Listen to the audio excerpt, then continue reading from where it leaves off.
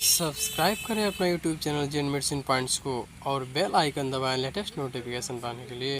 Welcome friends, स्वागत है दोस्तों एक बार फिर से आपके अपने यूट्यूब चैनल जेन मेडिसिन पॉइंट्स में, जहां आप पाते हैं दवाइयों बीमारियों के बारे में संपूर्ण जानकारी। तो दोस्तों आज की इस वीडियो में हम क्रोन्स यानी गोरखू के बारे में जानेंगे कि इसे बेसिक तरीके से कैसे रिमूव किया जा सकता है और इसकी बेसिक ट्रीटमेंट क्या होती है, और इन क्रोन्स को रिमूव करने के लिए क्रोन्स कैप का यूज कैसे किया जाता है, और इन क्रोन्स में कौन सी दवाइयाँ लगी होती है जो कि इजीली क्रोन्स को रिमूव कर देती है। और अगर आपका क्रोन्स इस दवा से रिमूव नहीं होता है तो आप अपने नजदीकी डॉक्टर से संपर्क कर सकते हैं। तो ये सभी बातें इस वीडियो में हम जानेंगे, इसलिए इस वीडियो को अंत तक देखें जिससे संपूर्ण जानकारी आपको इस क्रोन्स के बारे में मिल सके। और साथ ही मेरे चैनल पर पहली बार है, मेरे वीडियो को पहली बार देख रहे हैं तो चैनल को सब्सक्राइब करने के साथ साथ वीडियो को लाइक और शेयर करना नहीं भूलें। और मैं हूँ आपका अपना दोस्त अभय कुमार और आप देख रहे हैं अपना यूट्यूब चैनल जेन मेडिसिन पॉइंट्स। चलिए आज कुछ नया सीखते हैं।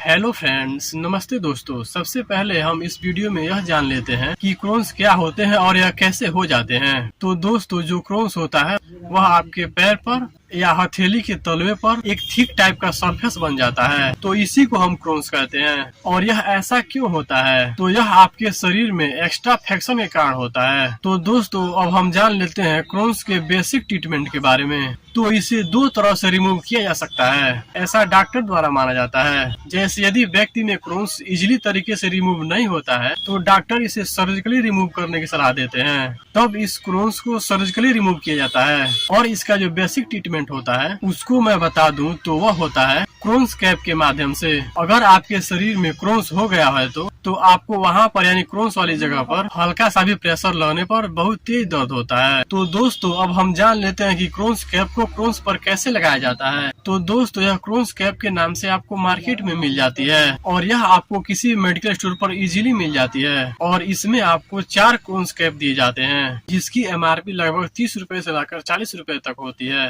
क्योंकि दोस्तों यह क्रोन्स एक प्रॉब्लम है जो कि बढ़ती ही जा रही है। जो सॉक्स या जूते पहनकर वॉक करने पर अक्सर क्रोन देखने को मिल रहे हैं, लेकिन लोग इसका इलाज सर्जिकली कराना चाहते हैं। लेकिन सर्जिकली इलाज करने से पहले एक बार बेसिक इलाज जरूर करना चाहिए। तो दोस्तों अब हम सबसे पहले जान लेते हैं कि क्रोन्स कैप को कैसे यूज किया जाता है। तो इसे क्रोन्स पर लगाने से पहले क्रोन्स वाली जगह को अच्छी तरह से कॉटन से साफ करना चाहिए और इसके साथ एस्पिरिट या डिटॉल ले सकते हैं। और इसको साफ करने के बाद इसको ड्राई करना है यानी सुखा लेना है। और तब जहाँ पर क्रोन्स हुआ है तो वहाँ पर जो क्रोन्स कैप आता है उसको प्रॉपर चिपका लेना है। और इसके ऊपर एक डायनाप्लास्ट भी लगाना है ताकि क्रोन्स कैप बाहर न निकल सके। और इस क्रोन्स कैप को क्रोन्स पर 24 घंटे तक रहने देना है। और हर 24 घंटे के बाद या 2 दिन बाद एक नया क्रोन्स कैप का यूज करना होता है, जब तक कि आपका क्रोन्स ऊपर कटकर बाहर न आ जाए। जैसे वीडियो में आप देख पा रहे हैं कि 3 से 4 क्रोन्स कैप को लगाने के बाद क्रोन्स बाहर आ जाते हैं और व्यक्ति को काफी राहत मिलती है। और अगर आपका क्रोन्स इस क्रोन्स कैप को लगाने पर बाहर नहीं आता है तब डॉक्टर आपको सर्जिकली निकालने की सलाह देते हैं। तो दोस्तों एक बात और बता दूं आपको कि इसमें जो इंग्रेडिएंट होता है वह सैलिसाइलिक एसिड होता है। और इसे किन किन पेशेंट को लगाने की सलाह दी जाती है और किन किन पेशेंट को लगाने की सलाह नहीं दी जाती है। तो यदि कोई डायबिटिक पेशेंट है या जो स्किन एलर्जी के पेशेंट है तो उन पेशेंट को भी इन क्रोन्स कैप का यूज नहीं करना है। तो दोस्तों ये कंप्लीट जानकारी थी क्रोन्स तथा क्रोन्स कैप के बारे में। उम्मीद करता हूँ कि ये जानकारी आपको पसंद आई होगी और ये वीडियो आपको जोर से पसंद आया होगा। और अगर यदि आपको ये वीडियो पसंद आया हो तो वीडियो को ज्यादा से ज्यादा लाइक करें